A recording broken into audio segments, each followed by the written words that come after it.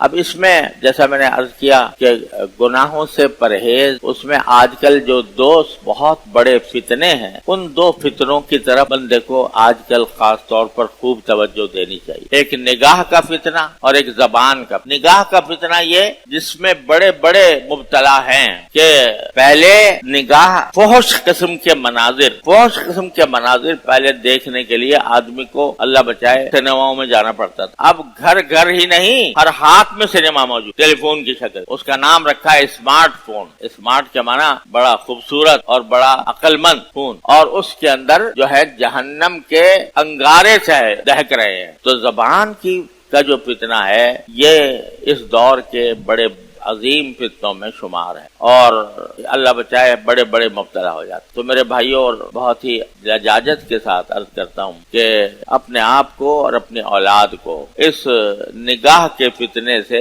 بچائیں، کیونکہ نگاہ کے بارے میں کہا گیا ہے کہ یہ ابلیس کا ایک تیر ہے، شیطان کا ایک تیر ہے، اور اس کے غلط استعمال کے نتیجے میں بندہ اللہ تعالیٰ سے دور ہوتا چلا جاتا ہے۔ جتنا غلط استعمال کرے گا اتنا ہی دور ہو۔ تو اللہ تعالیٰ تو کہہ رہے ہیں میں تمہارے قریب ہوں، اور ہم دور جا رہے ہیں گناہ کے کام کر کر۔ ایک تو اس کا نگاہوں کی حفاظت، اللہ تعالیٰ اپنی رحمت سے ہمیں اس کی توفیق عطا۔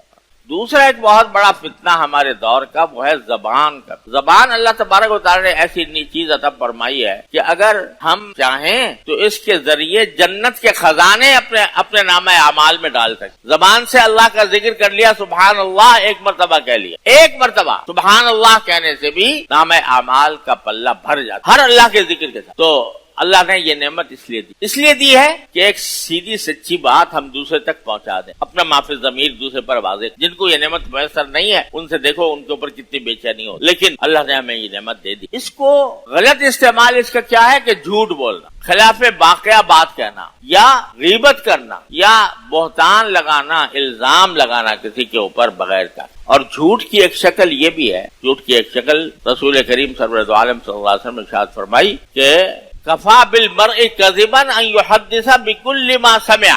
انسان کے جھوٹ کے لیے یہ بات کافی ہے کہ وہ جو بات بھی اس کے کان میں پڑ جائے اس کو آگے چلتا کر دے بغیر تحقیق کیے۔ یہ بھی جھوٹ، یہ بھی گناہ ہے۔ افواہیں پھیلائی جاتی ہیں، ان افواہوں کو بغیر تحقیق کے آگے بڑھا دینا یہ بھی گناہ ہے، گناہ عظیم ہے۔ اللہ تعالیٰ ہماری عبادت